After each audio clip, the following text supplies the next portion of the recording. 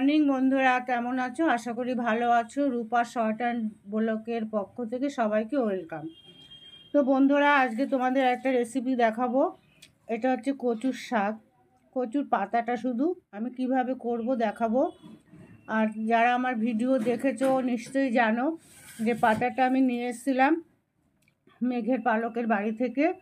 তো দুদিন জ্বরের জন্য আমি সেইভাবে রান্নাবান্না করতে পারিনি বন্ধুরা। তো বন্ধুরা, এদিকে আমি কড়াইতে একটু জল বসিয়ে দিয়েছি। এখানে রুটি বানানো হয়েছিল, সেই জন্য কড়াইটা একটু পোড়া পোড়া। তো আমি একটু লবণ দিয়ে দিলাম আর দিয়ে দেবো শাকটা একটু ভাপিয়ে নেব। তো বন্ধুরা সাথে থাকো, দেখতে থাকো। আমি একটু ঢাকা দেবো শাকটা। কিভাবে আমি শাকটা করি একটু দেখো। তো বন্ধুরা দেখো, লবণ দিয়ে আমি শাকটাকে একটু ভাপিয়ে নিয়েছি। এবার নামিয়ে দেব, জলটা ঝরিয়ে নেব। সাথে থাকো, দেখতে থাকো।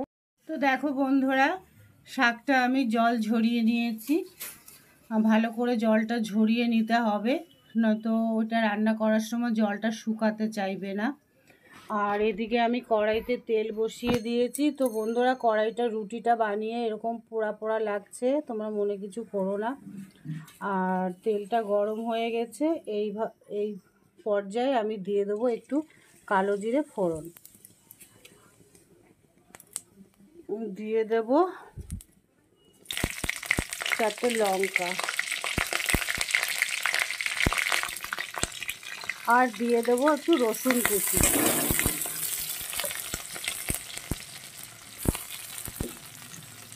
এটাকে সুন্দর করে একটু ভেজে নেব।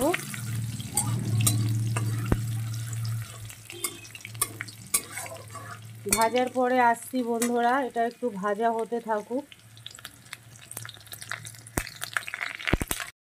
তো বন্ধুরা দেখো, এটা বেশ ভাজা হয়ে গেছে। এই পর্যায়ে আমি দিয়ে দেব পরিমাণ মতন একটু লবণ, আর দিয়ে দেব পরিমাণ মতন একটু হলুদ।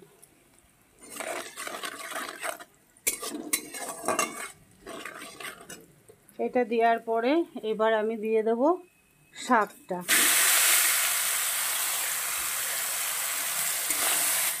এবার সুন্দর করে এটা করে নিতে হবে, আস্তে আস্তে ভেজে নিতে হবে। এটা কিন্তু শরীরের পক্ষে খুবই উপকারী একটা সবজি, আর খুবই টেস্ট লাগে।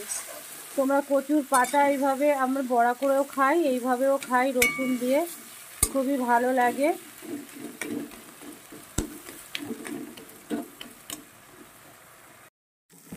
তো বন্ধুরা দেখো, বেশ কিছুক্ষণ আমি এটাকে প্রায় 10 মিনিট ধরে আমি ভাজি করছি। তো প্রায় হয়ে এসছে, আর একটু শুকাবে। যত এটা শুকাবে ততই টেস্ট হয়। তো আর একটু শুকিয়ে তারপরে আমি এটাকে নামিয়ে দেব বন্ধুরা। এটা কিন্তু হয়ে গেছে প্রায়। তো নামিয়ে অবশ্যই তোমাদের দেখাবো। তো এইভাবে তোমরা কচুর পাতা কে কে খাও অবশ্যই কমেন্ট করে জানিও। তো খেতে কিন্তু খুবই ভালো লাগে। যাদের মুখে রুচি নেই তারাও কিন্তু এটা খেতে খুব ভালোভাবে খেতে পারবে আর কি।